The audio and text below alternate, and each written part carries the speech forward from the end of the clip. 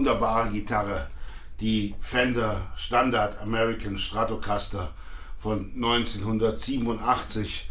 Eine Gitarre, die Fender nach der fast CBS-Pleite, die sie erlitten hatte, mit schlechter Qualität und allem Möglichen nochmal sozusagen den Hintern gerettet hat, als sie 1986, 87 rauskam. Ja, und dieses Exemplar hier ist eins von 1987 und da hat Fender wieder zurück zur alten Tugend gefunden. Der kleine Headstock war wieder da, eine vernünftige Vierpunktverschraubung war wieder da, ein ordentliches Tremolo wurde draufgesetzt, die Pickups angepasst von der Leistung her, dass sie wieder einigermaßen an den Zeitgeist herankamen. Eine TBX-Schaltung hier hinten, ja, also da ist so einiges passiert, was die Gitarre wieder auf ein neues Level gebracht hat und wie gesagt der Firma den Hintern gerettet hat. Wer dazu etwas mehr lesen will und etwas tiefer rein will, ich habe hier einen ganz tollen Link zu einer Seite, wo das erklärt ist.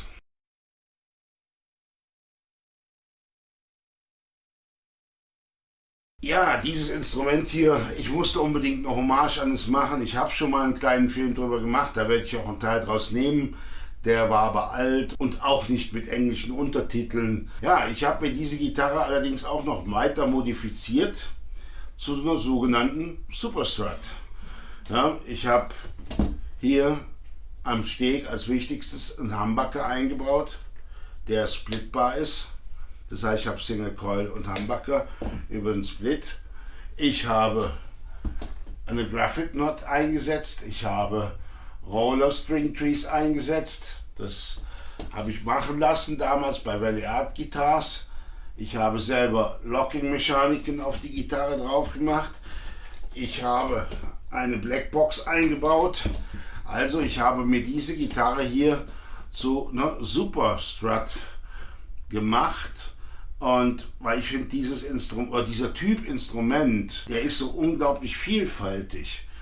Du kannst alles damit machen. In einem Moment kannst du hier vorne ganz ruhige Sounds spielen, du hast Zwischenpositionen und dann machst du da hinten Dampf drauf, Humbucker und gib Gas und kannst ein Solo spielen. Ja, du hast die Möglichkeit, mit Vibrato zu arbeiten. Also die Gitarre ist unheimlich vielfältig und deswegen war sie auch so lange meine Butter- und Brotgitarre.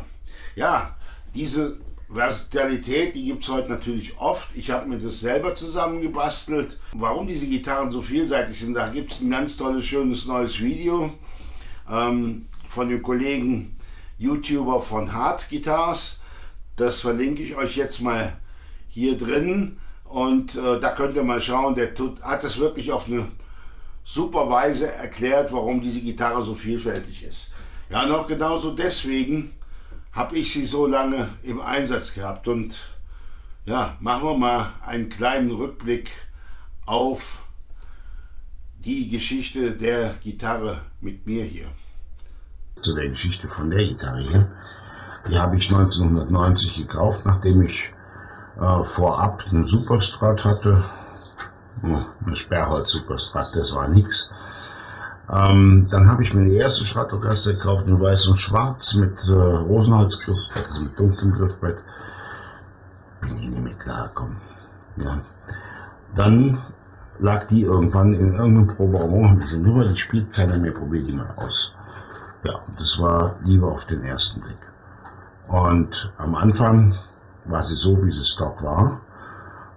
Ich habe dann relativ früh ein bisschen was machen lassen. Ich habe einen Graphit-Sattel einziehen lassen, das habe ich machen lassen und dann nochmal die Bünde abrichten. Dann habe ich selber Lockmechaniken drauf gemacht und habe hier an der Bridge einen Blade Screamer von DiMarzio eingebaut, eben einen splitbaren. Das war es aber auch, ach ja, und auf der Rückseite von Rockinger die Blackbox, um ein bisschen mehr Stimmstabilität zu bekommen. Aber das ist auch später erst dazu gekommen. Ja, und mit der Gitarre habe ich dann bis 2005 fast alles gemacht. Studio, Bühnenproben. Wie gesagt, immer mit einer Zweitgitarre dabei. Ja, und auch hier im Homestudio war sie die hauptsächliche Gitarre, die erste Zeit. Ja, wie gesagt, jetzt kamen die Defekte und dann habe ich mir gedacht, okay, was machst du jetzt? Machst du auf, klar. Ich hatte immer mal mit dem Gedanken gespielt, wieder zurückzurüsten oder mit anderen Pickups auszustatten. Also habe ich mir jetzt die Tex-Mex vorverdrahtet auf dem schwarzen Schlagbrett geholt. Die werden jetzt hier reinbauen. Das schmeißen wir natürlich nicht weg. Das nehmen wir raus, dann schaue ich, was ich damit mache, ob ich wieder in den Originalzustand versetze mit dem alten Single Coil am Steg oder ob ich die Schaltung hier nochmal parat mache oder was auch immer. Das weiß ich noch nicht. Das schaue ich dann mal später, aber ihr bekommt jetzt erstmal dieses schwarze Tex-Mex Schlagbrett.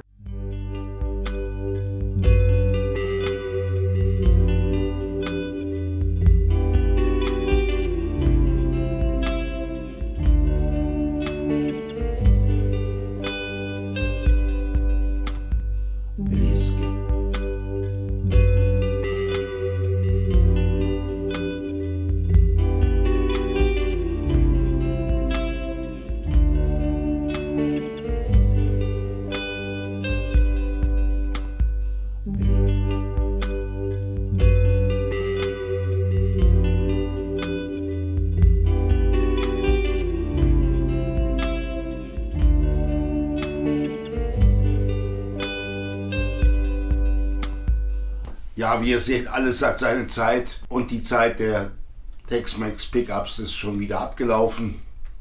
Ich habe zurückgerüstet in den alten Zustand. Ich habe die Potis instand gesetzt, sodass sie wieder gut laufen. Ich habe es wieder eingebaut. Die Tex-Mex sind schon verkauft, das ging ziemlich schnell.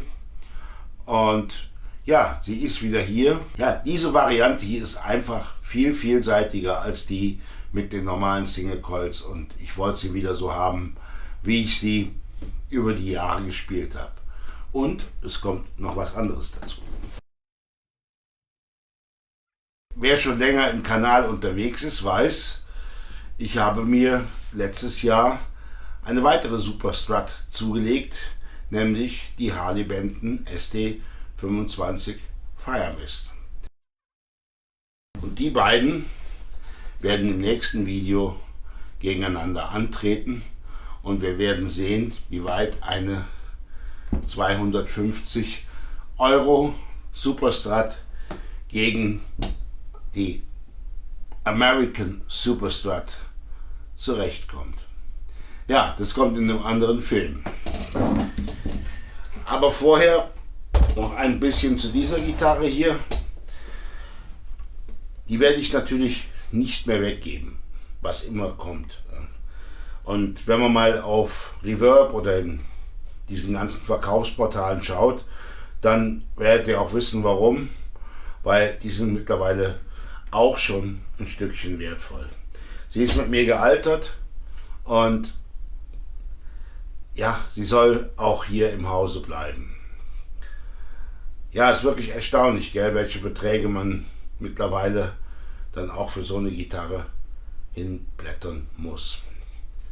Ja, liebe Freunde von Gitarren im Netz, das war es auch heute schon, die Hommage an diese Stratocaster, die Fender American Standard Stratocaster von 1987 und ich hoffe, es hat euch ein bisschen gefallen. Wenn ja, lasst mir einen Daumen hoch da und abonniert den Kanal und vielleicht sehen wir uns beim nächsten Video zum Vergleich. Wäre toll. Bis dahin bleibt gesund, bleibt fröhlich, bleibt musikalisch. Bis bald, euer Turko.